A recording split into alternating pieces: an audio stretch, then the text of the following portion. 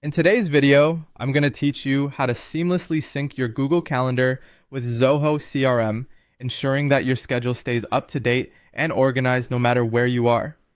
This feature is incredibly useful for managing your appointments, meetings, and all those important events you have scheduled. Let's start by opening Google Chrome. Once you have your browser up, the first thing you need to do is log into your Zoho CRM account. If you're new to Zoho, or you have a few accounts, make sure you're logging into the right one, as this will ensure your calendars sync correctly. Once you're logged in, you're going to be looking for the Setup menu, which you can find by looking for the gear icon. This icon is your gateway to a myriad of settings and customizations within Zoho CRM, so it's a good idea to become familiar with it. Once inside the Setup menu, look for Calendar under the Channels section.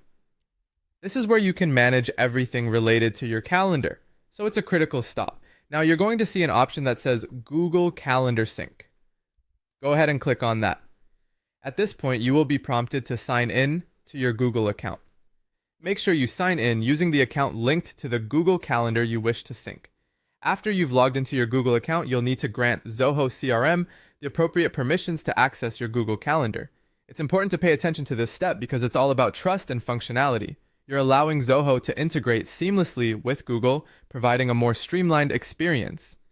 You'll see the option to choose what kind of synchronization you prefer, one-way or two-way. One-way sync means that events from Zoho will show up in Google Calendar, but not the other way around. Two-way sync, on the other hand, allows for a seamless flow of calendar data between both systems, updating your schedules regardless of where changes are made.